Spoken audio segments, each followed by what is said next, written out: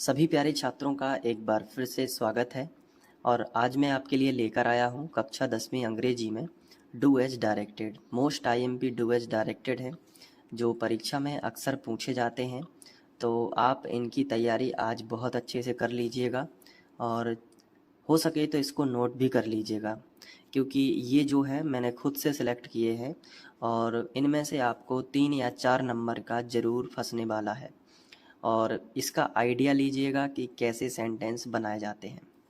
पहला है he did not do his work well. इस तरीके से आपको दिया गया है। अब इन्होंने कहा है कि change into affirmative. Affirmative sentence क्या कहलाता है? देखो, जो ना नेगेटिव हो या ना इंटेरोगेटिव हो, सिंपल सा सेंटेंस। तो देखो, उसमें सहायक क्रियाएं गायब हो जाएंगी, सिर्फ सब्जेक्ट रहेगा, मुख्य क्रिया रहेगी और ऑब्जेक्ट रहेगा। तो देखो, ही लिखेंगे तो ये तो सब्जेक्ट है, तो ये तो गायब नहीं होगा। इसके बाद ये जो डिड नॉट है ना, ये डिड और ये नॉट, ये दोनों हेल्पिंग वर्ब है। नॉट लगा था इसलिए डिड आया था, तो नॉट भी नहीं चाहिए अपन को, तो डिड भी हट जाएगा। क्या बचेगा? डू। तो मुख्य क्रिया क्या है? डू। लेकिन अब सब्जेक्ट चूंकि ही हो गया है, तो ही तो एक वचन है, तो ही सी इट के साथ क्रिया में ई एस लगता है, तो डज में डू के साथ में ई एस लगेगा, तो वो डज हो जाएगा। बाकी जो है, बाकी सारा ऑब्जेक्ट है। तो हिज वर्क वेल वो पूरा लिखेंगे, हिज, फिर आ जाएगा वर्क, फिर आ जाएगा वेल। ये पूरा हमने लिख दिया। अगर आपको वीडियो सही ना दिख रहा हो तो अपने यूट्यूब की सेटिंग से पिक्सेल को बढ़ा लेना, 480 पे देख लेना, तो सारा कुछ क्लियर दिखेगा। तो चेंज इन टू अफर्मेटिव, तो इस तरीके से हमने चेंज कर दिया। वही सेंटेंस हमने अफर्मेटिव में चेंज कर दिया। नेक्स्ट दिया गया है कि they are selling their house. अब यहाँ पे change into present perfect. Present perfect में हमें चेंज करना है। तो सबसे बड़ी बात आती है कि प्रेजेंट परफेक्ट का सहायक क्रिया क्या होती है? हैव होती है ना। तो देखो, सब्जेक्ट तो रहेगा दे, ठीक है, तो THEY दे। उसके बाद सहायक क्रिया, प्रेजेंट परफेक्ट का स्ट्रक्चर क्या होता है? मैं यहाँ पे लिखूँगा सब्जेक्ट प्लस हैज लगेगा या फिर क्या लगेगा? हैव लगेगा सब्जेक्ट के साथ। फिर आपको मालूम होगा कि वर्ब का थर्ड फॉर्म होता है और फिर पता होगा कि ऑब्जेक्ट होता है। चलो, इसमें सब्जेक्ट ढूंढो, क्या है? दे है, तो मैंने दे लिख लिया। अब दे के साथ में क्या लगता है? हैव लगता है, तो दे हैव हो जाएगा। इसके बाद वर्ब ढूंढना है और उसका थर्ड फॉर्म लगाना है। वर्ब क्या है? सेल। तो सेल का थर्ड फॉर्म क्या होता है? सोल्ड, तो SOLD सोल्ड।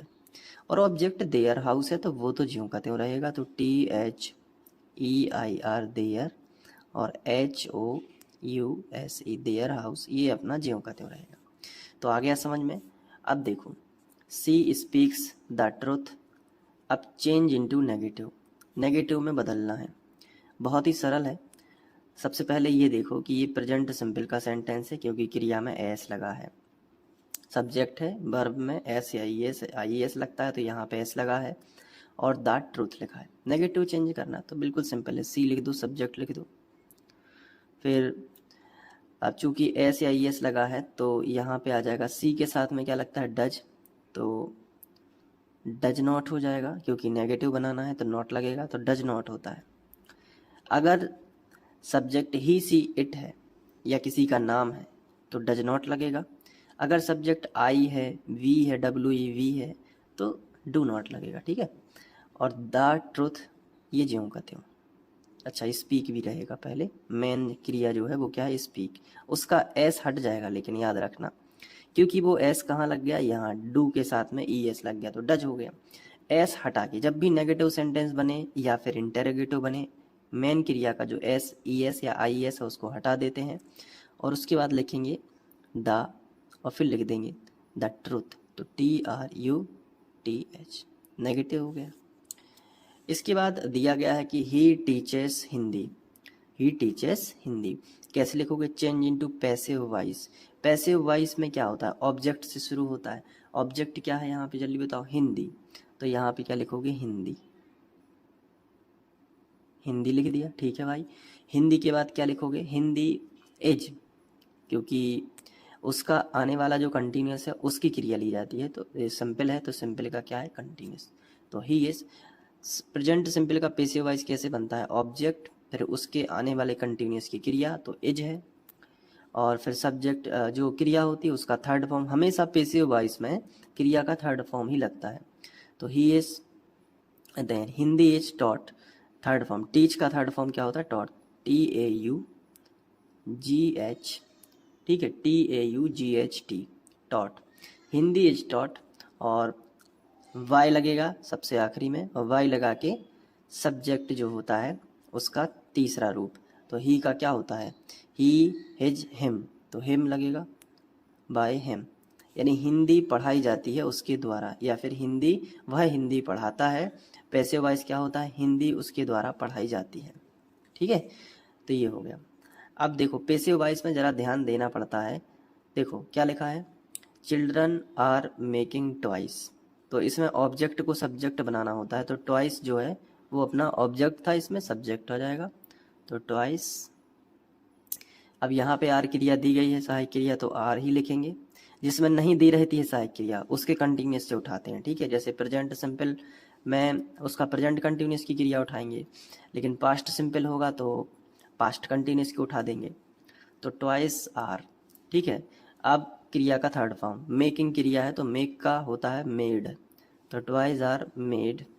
ठीक है, और बाय यानी किए द्वारा, किसके द्वारा, चिल्ड्रन, तो बाय लगा के सब्जेक्ट का ऑब्जेक्ट बनाते हैं, सब्जेक्ट क्या है, चिल्ड्रन, तो उसका ऑब्जेक्ट बना दो, तो चिल्ड्रन का क्या बना दोगे, चिल्ड्रन ही रहेगा ना, तो बाय चिल्ड्रन। ठीक है, इसके बाद देखो चेंज इनटू इंटरोगेटिव, इंटरोगेटिव मतलब प्रश्नवाचक वाक्य, तो प्रश्नवाचक वाक्य में जो सहायक क्रिया होती है ना वो आगे चली जाती है, तो यहाँ पे हैज है सहायक क्रिया, तो उसको आगे कर दो, तो हैज़, और ये जो सब्जेक्ट है ये बीच में आ जाएगा, तो हैज़ ही, और बाकी टेकन टी जो कहते हो, टेकन, और क्या हो जाएगा, टी, और याद रखना क्वेश्चन मार्क नहीं लगाओगे नंबर कट जाएगा।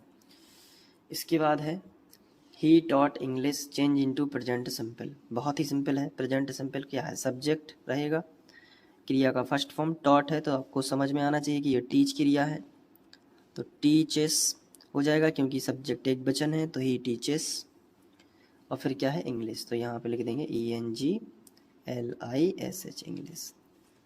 फिर क्या है, he has to be to go to school, use so dot dot that, काफ़ी पूछा जाता है एग्जाम में ये सो डॉट डॉट दैट, बहुत ही सिंपल है, पहले लिखोगे ही, फिर लिखोगे इज, फिर जहाँ पे TOO है वहाँ पे एक आ जाएगा सेंटेंस, सो आ जाएगा पहला, ही इज सो वीक, वह इतना कमज़ोर है, टू, टू, दूसरा टू, पहला बड़ा टू है, छोटा टू है, बड़ा टू आएगा तो सो लगा देंगे, और जैसे ही छोटा टू आएगा तो दैट लगा देंगे,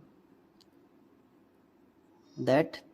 अब फिर इसके बाद जैसे ही दैट आया तो गो स्कूल लिखा है, लेकिन सब्जेक्ट रिपीट करेंगे, ही, सब्जेक्ट क्या है, ही, और उसके बाद मन से कैन नॉट लगाना है, सो डॉट डॉट डेट का प्रयोग करते समय कैन नॉट लगाना है या कांट लगाना है। ठीक है, तो ही कांट, फिर गो टू स्कूल आ जाएगा या गो स्कूल आ जाएगा।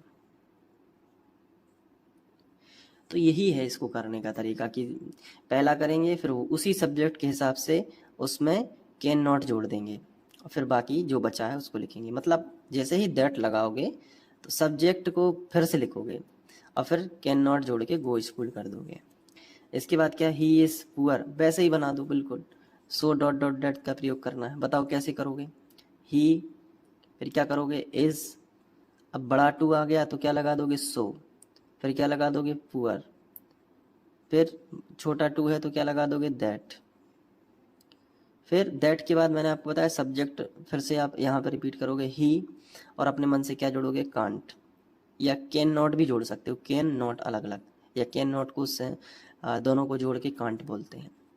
ही can't pay his fees, pay his fees, clear है।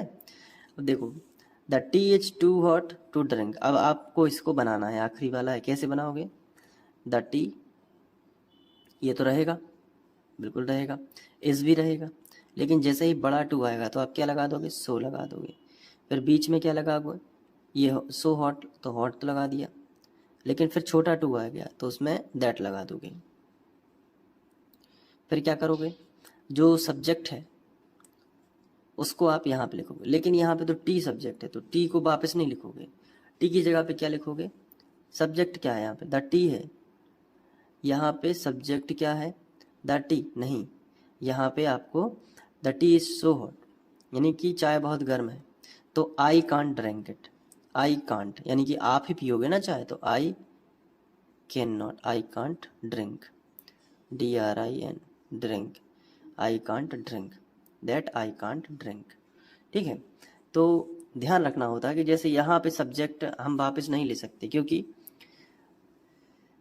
यहाँ पे क्या है? टी है, एक मतलब निर्जीव वस्तु है, तो उसको तो अपन पी ही रहे हैं, तो आई कांट ड्रिंक।